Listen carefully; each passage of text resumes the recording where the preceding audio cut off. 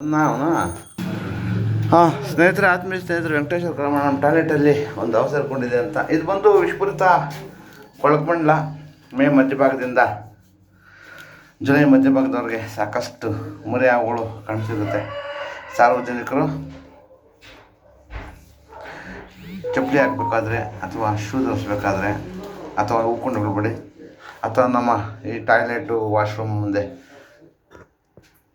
ಹಾವುಗಳನ್ನ ಬರುವಂಥ ಸಾಧ್ಯತೆ ಇರ್ತವೆ. ಕಾರಣ ಇಲ್ಲಿ ಸಾಕಷ್ಟು ಹಲ್ಲಿಗಳಿರ್ತವೆ. ಅದನ್ನ ಭಕ್ಷಣೆ ಮಾಡೋಕ್ಕೆ ಯಾವಳು ಬರ್ತದೆ. ಯಾವಳಿಂದ ಮಾನವನಿಗಿನ್ನೂ ಸಮಸ್ಯೆ ಇಲ್ಲ.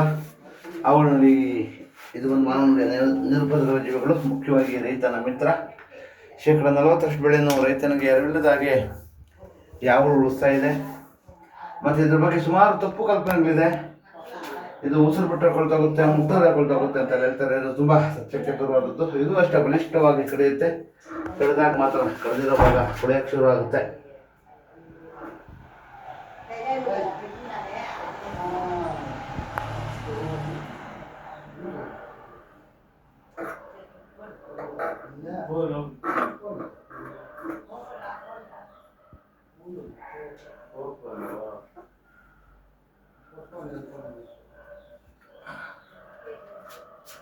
ಇದು ಮುಟ್ಟೋದ್ರಿಂದನಾಗಲಿ ಮತ್ತು ಉಸಿರು ಬಿಡೋದ್ರಿಂದಾಗಲಿ ಜೀವಕ್ಕೇನು ಅಪಾಯ ಇಲ್ಲ. ಕಡಿದ್ರೆ ಮಾತ್ರ ಕಡಿದಿರೋ ಭಾಗ ಕೊಳೆಯೋಕ್ಕೆ ಶುರು ಆಗುತ್ತೆ.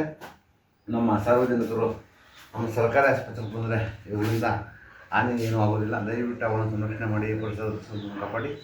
ಎಲ್ಲಾದರೂ ಹಾಕೊಂಡು ಬಂದಾಗ 8453573054 ಕರೆ ಮಾಡಿ, ಅಥವಾ ನಮ್ಮ ಅರಣ್ಯ ಇಲಾಖೆ ನಂಬರ್ 1926 ಈ ನಂಬರಿಗೆ ಕರೆ ಮಾಡಿದಾಗ ಅವರು ಸಹ ಅವನ ಸಂರಕ್ಷಣೆ ಮಾಡ್ತಾರೆ.